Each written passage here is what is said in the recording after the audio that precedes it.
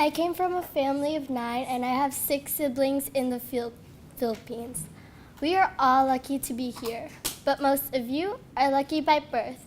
My luck was a little different. As a young kid, I saw and experienced poverty. Hello everyone, my name is Chanti. I am a 5th grade student at the Harbour School. Poverty is a condition when people have little or no money and no material goods. They may not be able to get a good education, travel, or have enough to eat or drink.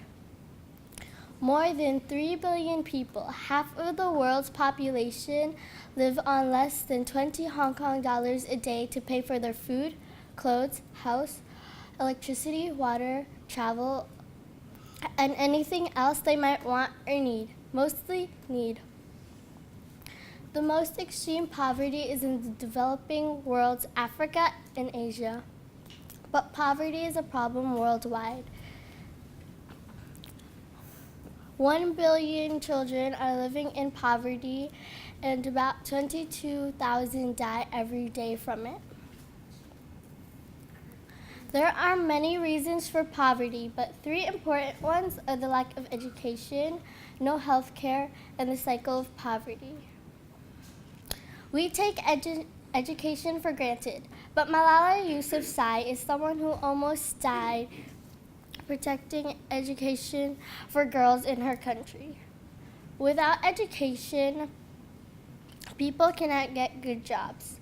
About 70 million kids in the world can't go to school because of poverty. Kids might be too busy working for food, or they might not be able to afford books and uniforms or paper, or there might not be a school nearby. Some kids have to work really hard or walk a long way just to get to school. My mom used to have to walk 16 kilometers to get home from school, getting home at 8:30 p.m.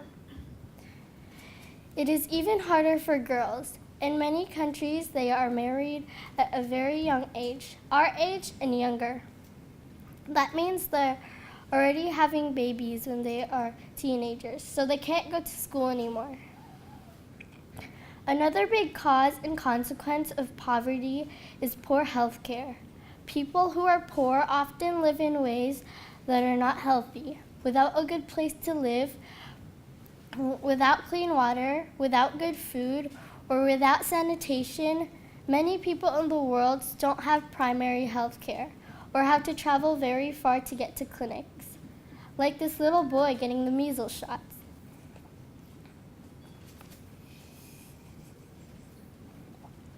But health problems can also cause poverty, even in the developed countries, because if people don't have insurance or health care, they might have to sell everything to pay for the doctors, hospital, or medicine if they get sick.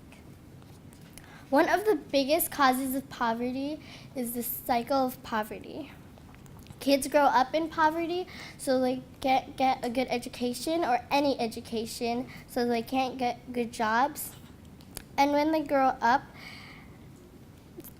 so they're stuck in the cycle, and when they grow up, their family is in poverty. No one wants to be in this cycle, but usually they need something from the outside to break it. I thought maybe it would be good to raise money or food to give to people. But you see, that doesn't stop the cycle of poverty, because the next day, those same people are still poor or hungry. It is like the saying, if you give a man a fish, you'll feed him for a day, but if you teach a man 2 fish, you'll feed him for a lifetime. I found an organization called Kiva that gives microloans, small loans to people who want to break the cycle by starting their own business or going to school. I started the THS Kiva committee, and we have chosen 3 people to give loans to. Mary lives in Kenya and wants to buy braids and hair food for her business. Jerem Vladimir lives in El Salvador and wants to buy 3 more calves. Ma Barbara Roof lives in Mexico and wants to pay for hospitalization for her daughter to give birth. When their loans are repaid, we will choose different people. Everyone can contribute to this fund. Together, the Harbour School community can continue to help people to help themselves. Please chip in. As Nelson Mandela says, while poverty persists, there is no true freedom.